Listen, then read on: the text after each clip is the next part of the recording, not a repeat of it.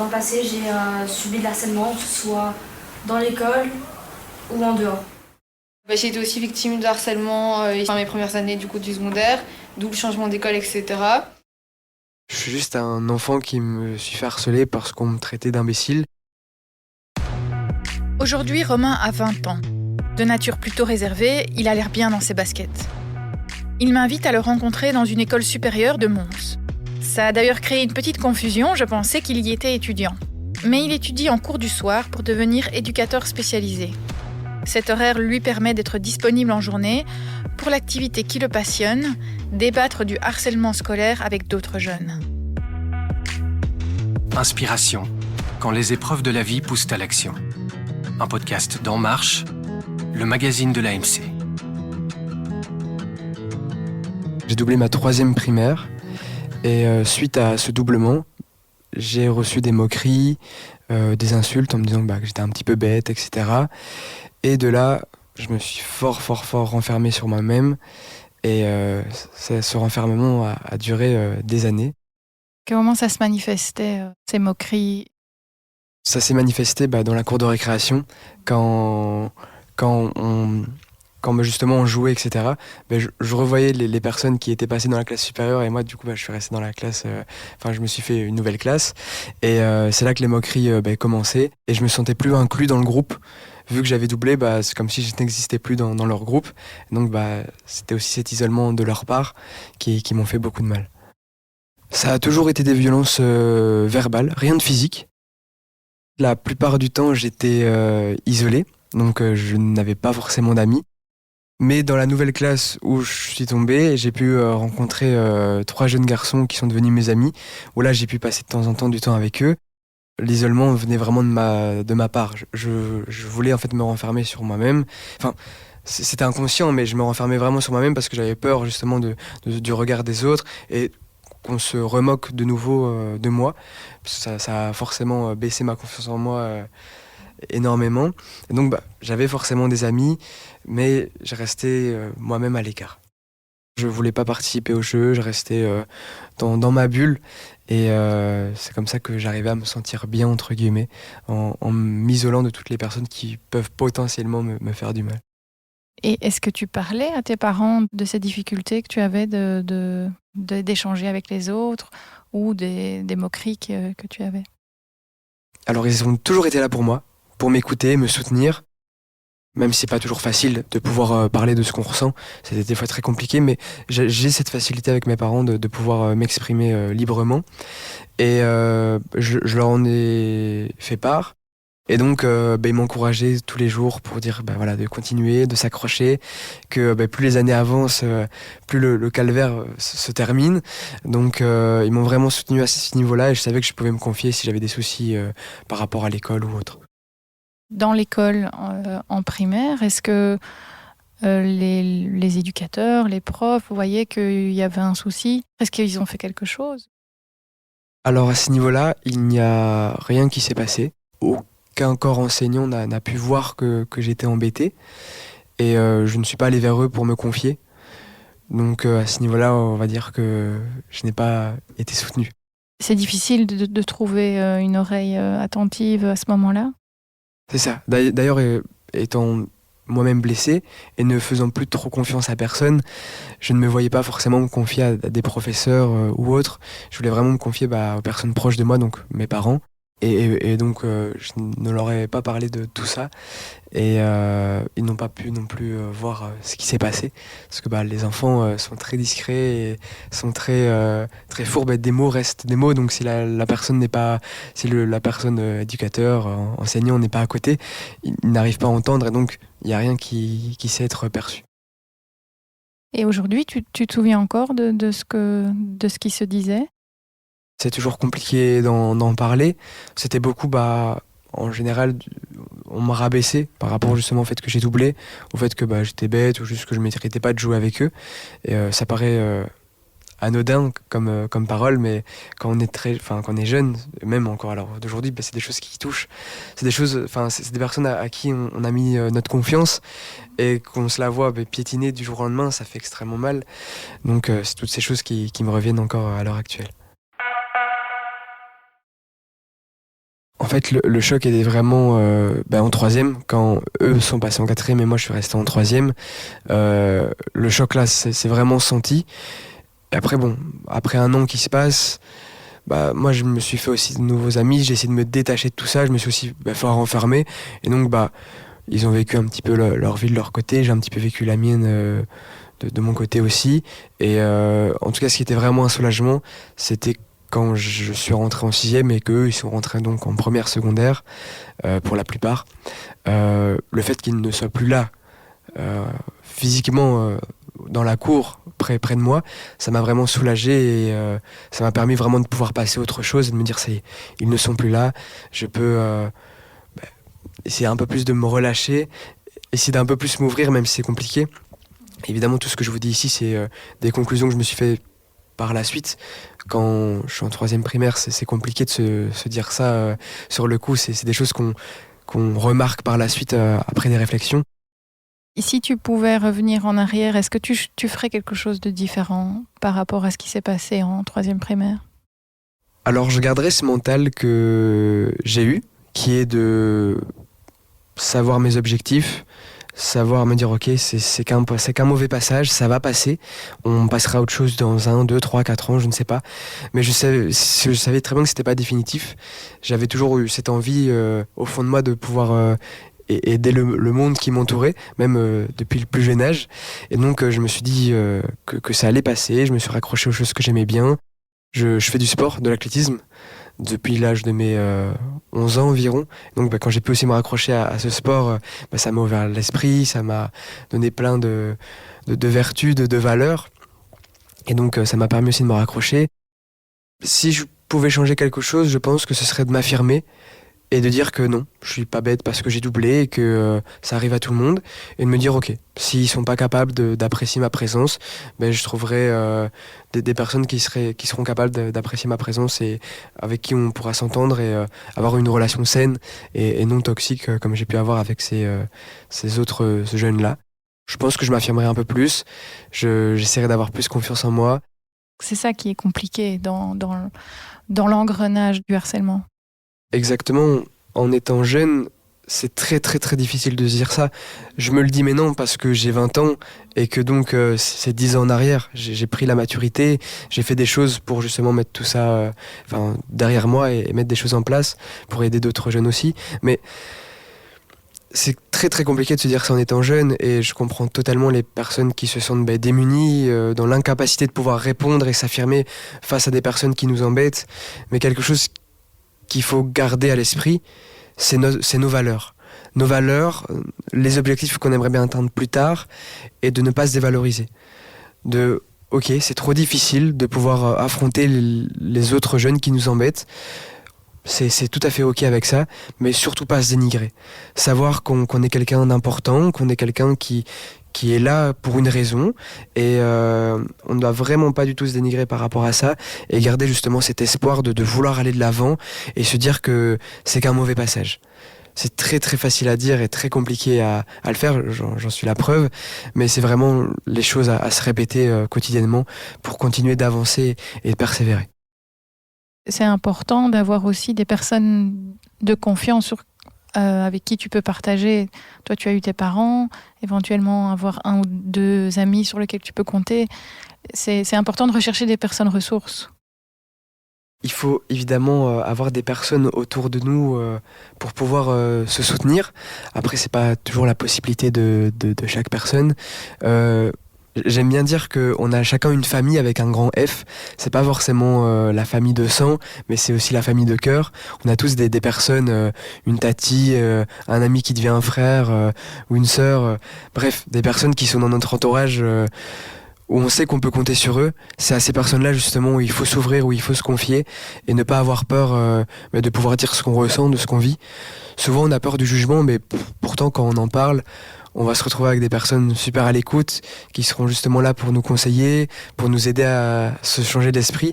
Et c'est important justement de pouvoir communiquer justement à cette famille avec un grand F.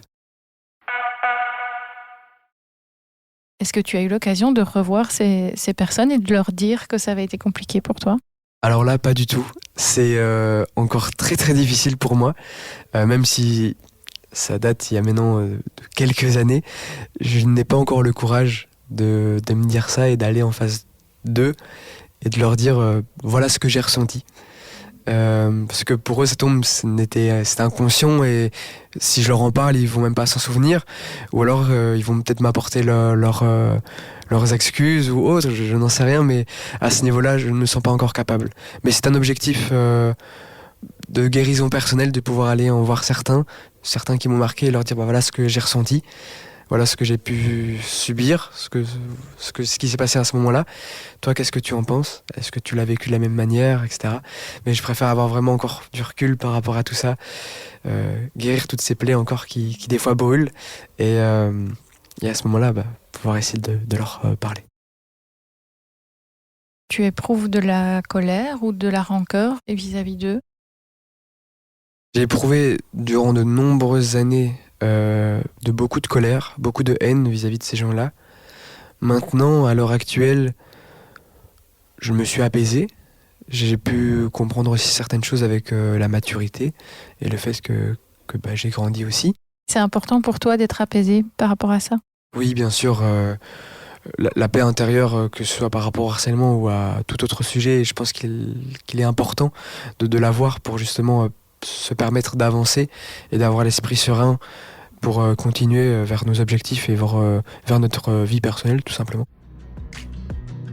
Romain a toujours eu plein d'idées et de projets en tête. Il sent le besoin d'aider d'autres jeunes. Dans son ancienne école secondaire, il propose d'ouvrir une classe partage où les étudiants plus âgés sont à l'écoute des plus jeunes. Il m'y emmène pendant la pause de midi pour participer à un débat sur le harcèlement. Pour vous, qu'est-ce que vous définissez comme harcèlement ? C'est à quel moment que vous pouvez employer ce terme ? Ça peut être des moqueries ou des gestes, enfin des actions, mais répétées et qui créent aussi le mal-être de la personne. Pour avoir déjà vécu cette partie-là et pour avoir déjà vu, ça arrive plus souvent qu'on le pense, que ce soit d'un groupe vers une personne et pas juste une personne à une autre. Mais ça peut aller très loin, ça peut aller jusqu'au suicide, ça peut aller jusqu'à l'automutilation et tout ça. Le but de ce projet de la classe partage, c'est de réunir des 5e et des 6e secondaires qui se portent volontaires pour animer 2 fois par semaine sur les temps de midi des jeunes de classe inférieure. Et là, on va retrouver des débats, des jeux de société, des activités sportives, des intervenants. Et le but, c'est de permettre à des personnes qui se sentent seules et ou harcelées de rejoindre ce projet-là. Je pense que c'est un projet, si je l'ai fondé, c'est peut-être parce que ça m'aurait fait plaisir d'avoir ça en secondaire aussi. Malheureusement, il a cartonné parce que beaucoup de personnes se sentent seules et harcelées. Donc à ce niveau-là, on est content de voir que ça marche, mais en même temps on est triste parce que ça ne devrait pas exister, qu'on soit d'accord. Ce projet-là a marqué le début de l'aventure et maintenant on est une équipe d'une 20aine de jeunes qui luttons contre le harcèlement. Le but c'est vraiment de pouvoir avoir un projet fait par des jeunes pour des jeunes. Et il y a combien de jeunes qui participent ? Alors, c'est ouvert à tous, donc c'est très variable. On a en moyenne entre 5 et 15 jeunes. Aujourd'hui, une dizaine de jeunes sont rassemblés pour discuter avec Romain. La professeure référente est également présente. Les étudiants se confient. J'ai été aussi victime de harcèlement mes premières années du secondaire, d'où le changement d'école, etc. J'ai subi du harcèlement en primaire, pendant toutes mes années primaires.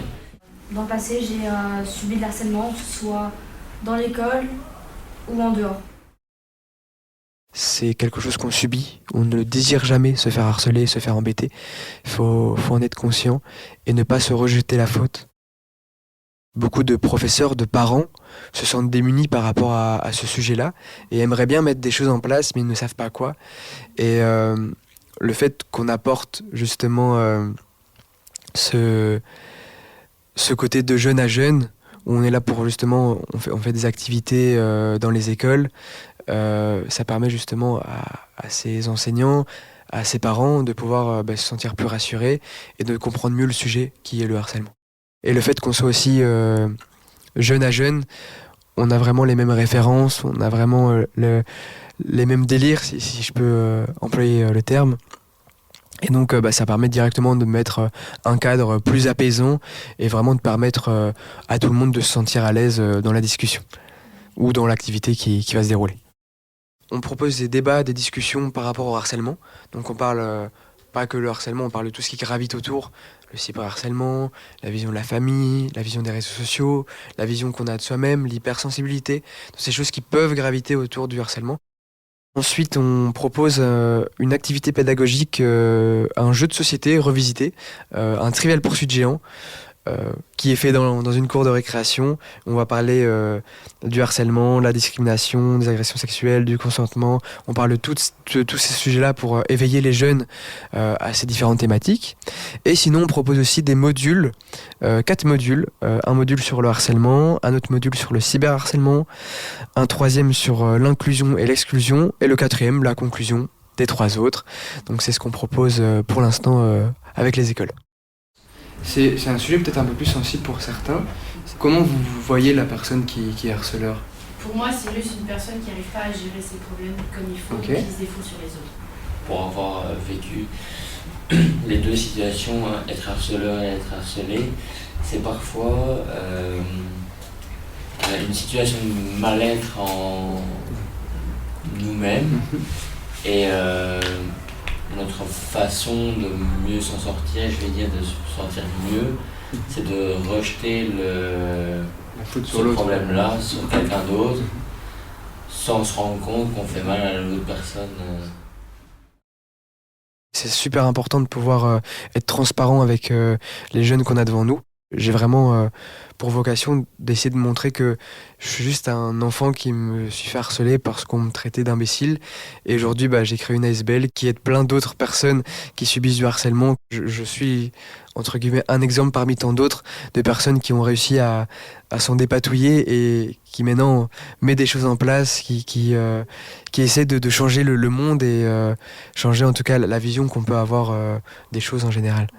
On entend aussi beaucoup de jeunes, malheureusement, qui intentent à leur jour, qui sont dans des situations très compliquées. C'est aussi important d'avoir un message positif.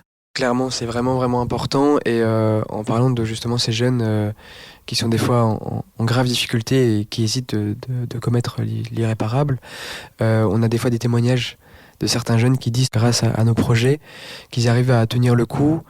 Et le fait qu'on est aussi présent sur les réseaux sociaux, le fait de pouvoir être actif là-dessus et mettre des choses positives, partager des projets qu'on met en place et faire des projets, ça permet à ces jeunes-là de se raccrocher. C'est toujours très très fort émotionnellement parlant de recevoir ce genre de message et ça nous pousse encore plus à vouloir changer les choses et à pouvoir apporter encore un impact plus positif à tous ces jeunes qui peuvent nous suivre. Souvent, en situation de harcèlement, un jeune ne veut pas parler, par peur de représailles, par honte ou par sentiment d'impuissance. Romain insiste pourtant sur l'importance de se confier à quelqu'un. Même si on a des fois du mal à s'ouvrir, savoir qu'il y a des personnes où on peut se raccrocher s'il y a vraiment un souci, car dans la vie, vous avez vécu des moments compliqués, vous en vivrez encore, c'est le schéma de la vie, et pouvoir savoir qu'on a des personnes à qui se raccrocher, à qui parler, c'est super important. Se sentir écouté, savoir qu'on n'est pas seul à vivre la même situation, c'est encourageant. Avoir des objectifs qui nous tiennent à cœur, que ce soit un voyage, une sortie ou autre, un objectif qui nous pousse à continuer à garder justement cet espoir et toujours aller vers l'avant. Je sais bien que c'est compliqué, mais toujours se dire que on vaut mieux que cette situation et qu'à un moment donné ce sera parti et qu'il faut garder le courage de s'accrocher. Voilà, merci de votre écoute et de votre patience. L'ASBL de Romain s'appelle Hope Action Jeunesse. Il anime des ateliers et des débats dans des écoles primaires et secondaires en Wallonie et à Bruxelles. Toutes les informations se trouvent sur le site asbl-hope.org. Retrouvez également l'article « En classe, la lutte s'organise » et notre dossier sur le harcèlement sur notre site enmarche.be. Si cette histoire vous a inspiré, profitez-en pour liker cet épisode et vous abonner à notre chaîne En Marche Podcast. On se retrouve le mois prochain pour une nouvelle inspiration.